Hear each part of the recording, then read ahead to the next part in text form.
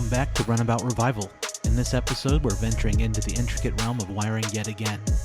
Today, the goal is not only to simplify, but to create a tailored conduit for the heart of our build, a custom engine harness. Watch as I remove parts of the harness that no longer serve our vision and add new ones for our new AEM standalone engine management system. Don't forget to subscribe and hit that notification bell. This is Runabout Revival. Well, it's another weekend. Let's get you caught up. Engine harness. You can see it down there.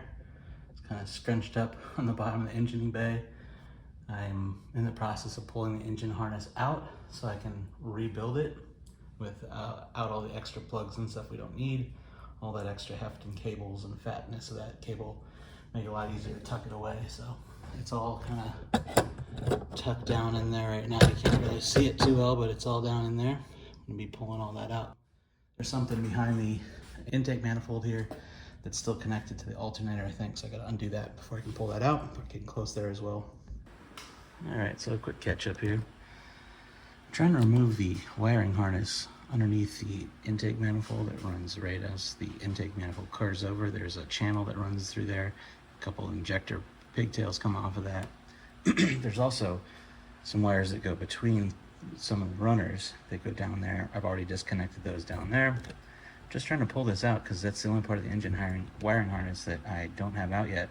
I was going to try to make it easier by pulling off this support here. There's 2 bolts under there, and there's a bolt on each side here. I've removed these 2, and then I took off this one that you can see there's no bolt there. There's one here. The problem is the bolts are super long, and the only way to take this off is to take these 4 bolts off. I don't really want to break this seal here if I don't have to. I moved the hose clamps. I don't know if you can see here. There's 2 last rubber hoses here.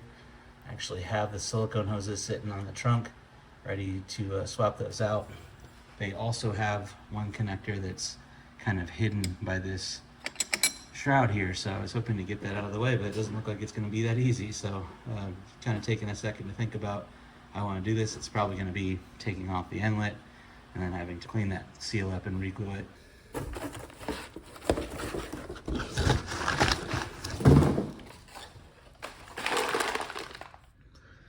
New Optima red top.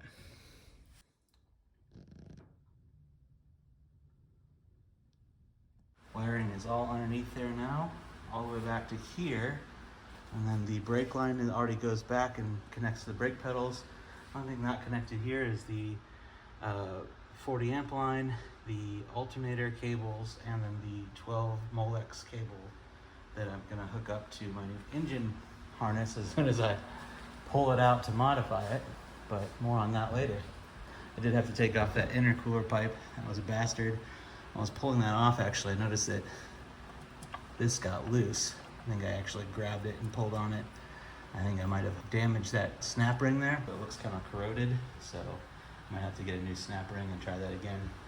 That was really annoying to put on there. I remember that years ago. Luckily, it's off right now, so it's easy. I can just take that to a friend's shop that has better snap ring pliers than I do and have them fix that for me real quick, and we'll get back to business. Sometimes it's the small miracles, man. I was so worried about trying to get this HKS Block Valve off because of this gigantic retainer ring that rusted, and then this kind of flattened over heat and time rubber gasket left this thing kind of wobbly inside there. So I was, I mean, Google it yourself. These things are universally hated in terms of having to deal with that gigantic O-ring. So I bought a couple tools because my pliers that I had for these snap rings just weren't doing the job. In fact, I broke one of them. So I went and Amazon, a couple of pieces. I will link this below, as well as this kit here with the stainless steel ring instead of this low carbon one that's clearly rusted. $6-7, I think. Those things, I didn't even expect it would work. I was just checking to see if the pin size is the right size for those holes. And I put it in there and I was just like, oh, it popped right off. It's fucking done. I didn't even have a chance. I was gonna set up a camera to actually show you the struggle, but didn't even get that far. So I guess I'll put the camera down and put the new kit back in and we'll call that it. So first I gotta get this bottom piece off here. So let's see if I put this down.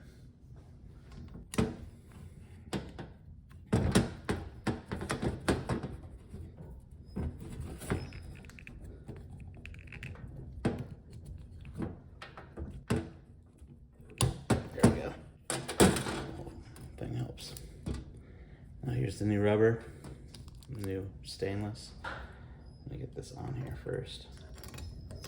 The same as before. Boom. And I think if we're going like this, I want it to be on this side for easy access, in case I want to pull this off without having to remove this whole tube. Put the new O-ring in there. I don't see anything messing up the ring here, so no worries there. Although, I'm gonna go ahead and wipe that down though, just to be on the safe side.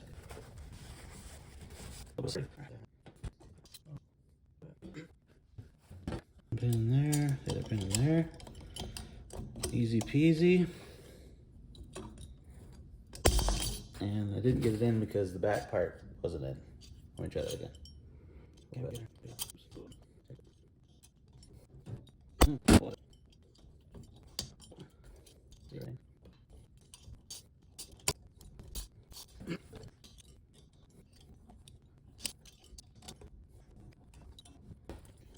Well, that's gonna be fun.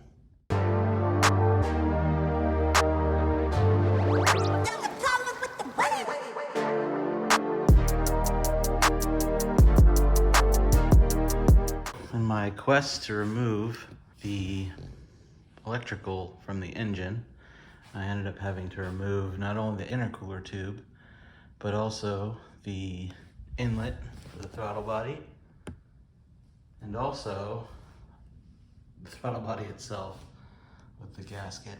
It was more than I wanted to do, but I did get the wiring harness free. It's still laying there, but that was the last part that was holding it in the car. I did have to crack off this very weak, brittle plastic that goes over the cam gears here. This is where that wiring goes up to the fans. It was just very brittle, and I tried to unsnap it, but it just kind of flaked apart. So I'm not going to use that anyways. Also, this thing is a nightmare. This is the OEM plastic that goes underneath the intake manifold. It has these two metal tabs on it. Each one of those is a 10mm bolt. Those two actually on top of the sunroof there. And the annoying thing about this is it's huge. It fills up the gap down there. The wiring harness that goes inside it is about 1/3 the size of that opening. And then all the little parts that come off of it, and there's some down here, there's some up here, are taped. So I had to cut through the tape and then pop these things off, take the 10mm out. Just a really pain in the ass to do in a tight space like that. So I'm not gonna be reusing that plastic. I'll probably just use the normal stuff that I use down there, the Alex Tech expandable. That has plenty enough heat and abrasion resistance. I don't need that. So we should be fine. Plus the wires I'm using are high temperature wires, so should have no problems there. So I'm almost done with removing the wiring. Since the loom that's going back underneath there is gonna be so much smaller, I'm gonna go ahead and button this intake up because I don't think it's gonna be a problem putting it back in. And I did also pull off some of the silicone hoses here in the process of getting to that. These old rubber hoses, so I'll be replacing them with the silicone counterparts. The only bad part is these metal clamps I like to reuse are not quite big enough to get onto these slightly thicker silicones. So I'm gonna wait to put these on and use these shitty clamps. I'm gonna wait to put those on until I actually put my new wiring harness through there. Meanwhile, I got all my bolts lined up so I know how everything goes back together. Triumph. Engine harness is out. Now, I'm gonna clean this thing up, go through it, cut out what we don't need, re-loom it so it makes more sense, extend it out to where the connections are gonna be needed inside the car instead of where they used to go in the trunk, and might also put in some alternate wires in case I decide to go to direct port and spark on plug. Fuck, I don't know what the fuck I'm talking about. It's 4 o'clock in the morning, 5 o'clock in the morning. All right, I'm gonna call that a night. This is another thing I've been working on. So I took out the engine harness. I'm gonna go through. I took the electrical manual for the 91 Toyota MR2. Here's the key, shows what each letter or each identified connection is. So that's the complete list. And then if you look closer, some of the wiring harness is scribbled in red. Those are parts that we are going to be removing because I don't need them anymore. There's also some highlighting here, the yellow parts. I'm gonna try to find new connectors, not just connectors, but the entire pigtail kit. I'll be repenning a lot of this, so just nice to have it all together and new and fresh to avoid some headaches down the line or anything like that. And then here's the updated key that has all the red stuff removed. It's in alphabetical order. And then I updated all those things and wrote them on to what they actually are. The only indicators left here, these numbered ones, are the ones that we have. I deleted the rest. Just simplifies this thing when I'm looking at it, so I don't have to remember, oh yeah, this isn't there and that line's in the way, blah, blah, blah.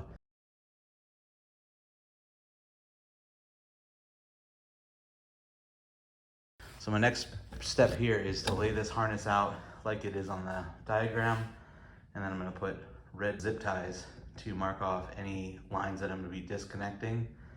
And then what I'm imagining doing is something like what I did with the body harness, where I take off the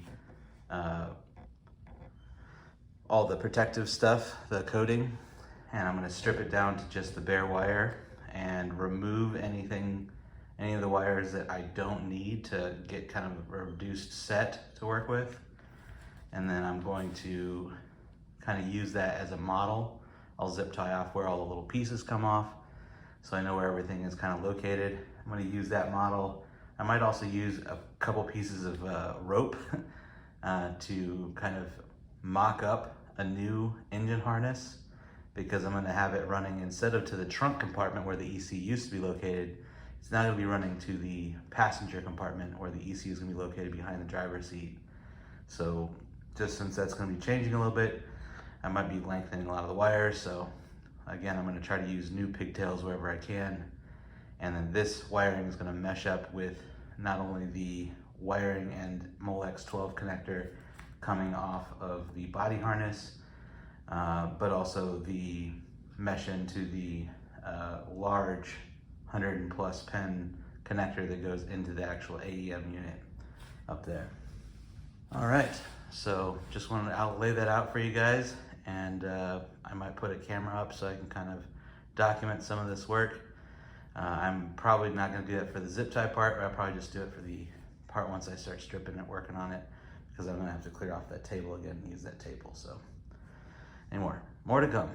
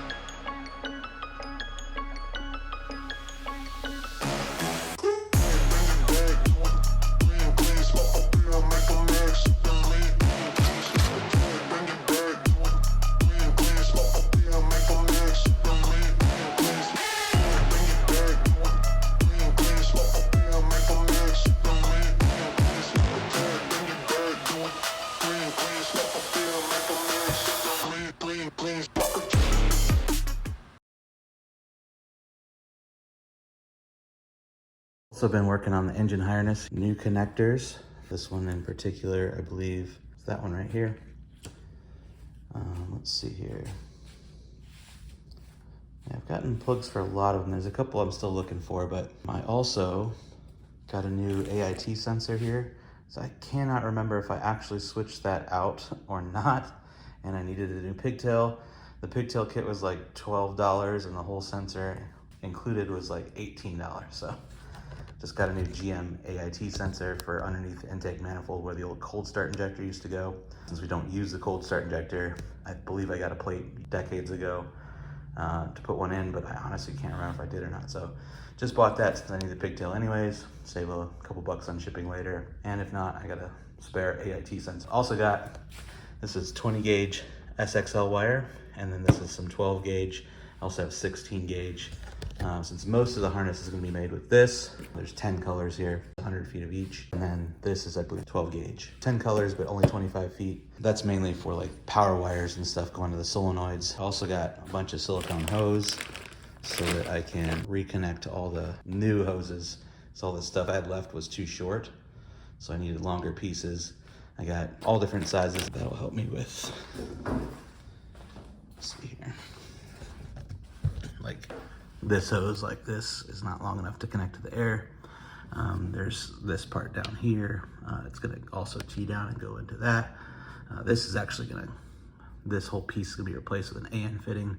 It's gonna go into a tank over here and then redirect into the air intake. And then, yeah, a couple of these other lines are different colors and things like that, so I'll try to get it all together. That's about it for now.